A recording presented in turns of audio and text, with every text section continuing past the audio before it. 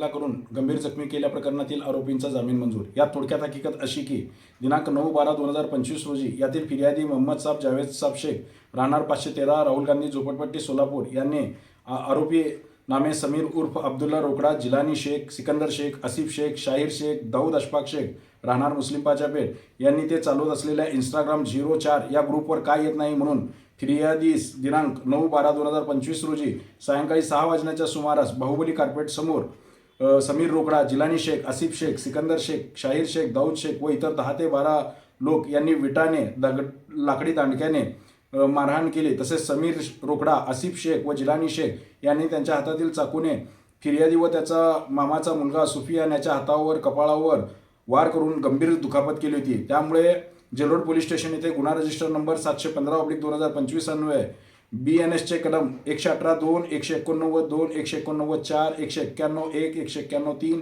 190, 115(2), 352 व 351(2) प्रमाणे फिर्याद दाखल झाली होती। सदर फिर्यादीवरून यातील आरोपी समीर रोकडा, जिलानी शेख व आसिफ शेख यांना पोलिसांनी दिनांक 10/12/2025 रोजी अटक करून मेहरबान कोर्टासमोर हजर केले होते। त्यामध्ये मेहरबान कोर्टाने आरोपींना 3 दिवसाची पोलीस कोठडी सुनावण्यात आली होती। त्यानंतर पुन्हा पोलिसांनी आरोपींना 5 दिवसाची पोलीस कोठडी मागितली होती, परंतु सदरचा त्यांची मागणी न्यायालयाने फेटाळून लावली होती। त्यानंतर दिनांक 13/12/2025 रोजी मेहरबान न्यायालयात वरील तिन्ही आरोपींकरता ॲडव्होकेट DN भडंगे व NN भडंगे यांच्याकरता जामीन अर्ज दाखल करण्यात आला होता। सदर जामीन अर्जास सरकारी वकील व मूळ फिर्यादीचे खाजगी वकिलांकडून तीव्र विरोध दर्शवण्यात आला होता।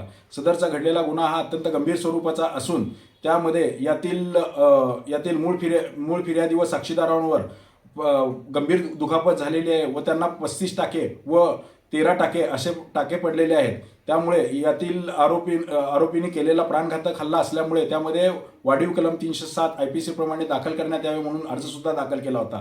त्याचप्रमाणे मूळ फिर्यादी व साक्षीदारांचे प्रतिज्ञापत्र दाखल करून सदरच्या जामीन अर्जास तीव्र विरोध दर्शवून यातील सरकारी वकिलांनी सदरचा तपास अद्याप चालू आहे आणि त्यामध्ये आरोपींकडून रिकव्हरी करण्याची आहे अशा प्रकारचा युक्तिवाद केला होता। त्यामध्ये आरोपीच्या वतीने आरोपींनी कोणत्याही प्रकारचा गुन्हा केलेला नाही, आरोपींकडून कोणत्याही प्रकारची रिकव्हरी नाही असा बचाव व युक्तिवाद आरोपींच्या वतीने ॲडव्होकेट DN भडंगे व NN भडंगे यांनी केला होता।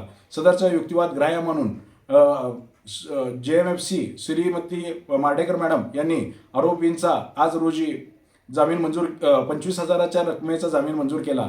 तसेच आरोपींनी तपास कामामध्ये सहकार्य करावे, साक्षीदारांवर कोणत्याही प्रकारचा दबाव आणणार नाही, तसेच पोलीस स्टेशनला हजेरी राहून आरोपींचा जामीन मंजूर केला। यात आरोपीच्या वतीने ॲडव्होकेट DN भडंगे व NN भडंगे यांनी काम पाहिले।